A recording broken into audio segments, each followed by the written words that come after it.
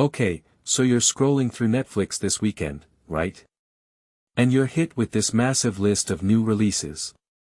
But here's the thing, not all of them are just random filler. Let's break down what's actually worth your time, and why some of these picks reveal a lot more about Netflix's strategy than you might think. First off, let's talk about Five Nights at Freddy's 2.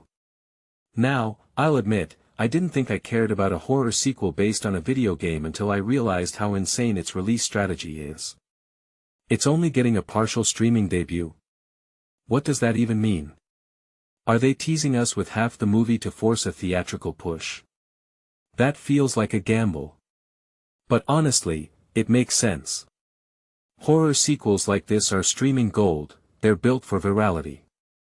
People watch them for the jump scares, meme them on TikTok, and suddenly Netflix has a free marketing engine.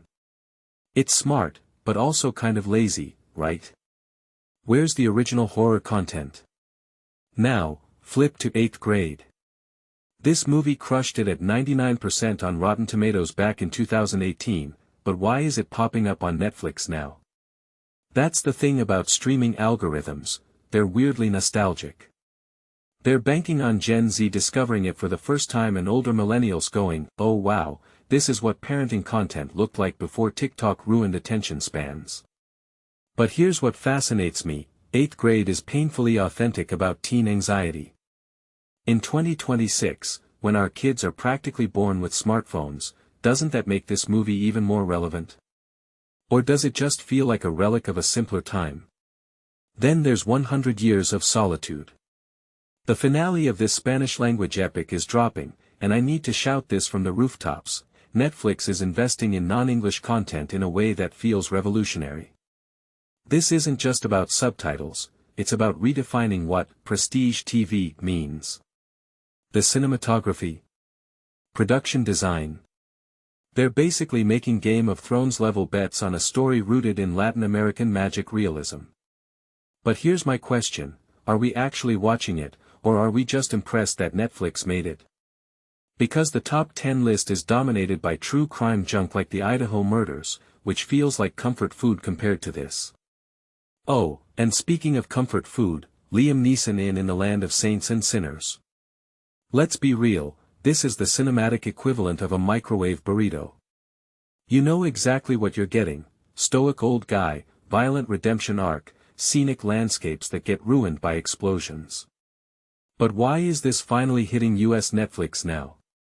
The UK had it forever. Is Netflix just drip-feeding regions to maximize shelf life? That's clever, but also, kinda shady.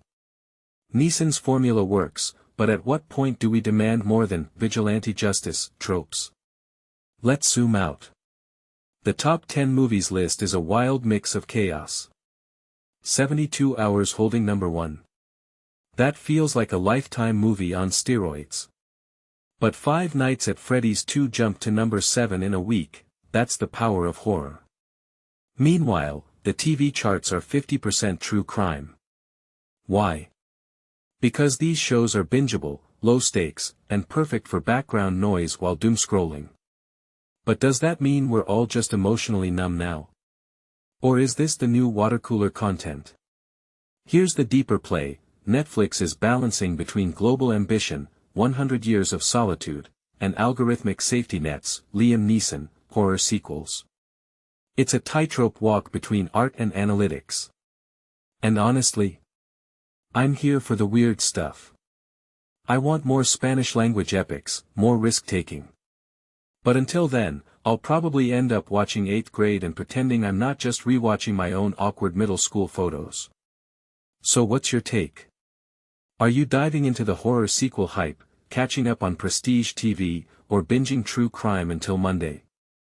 Let me know in the comments, because I need excuses for my weekend plans too.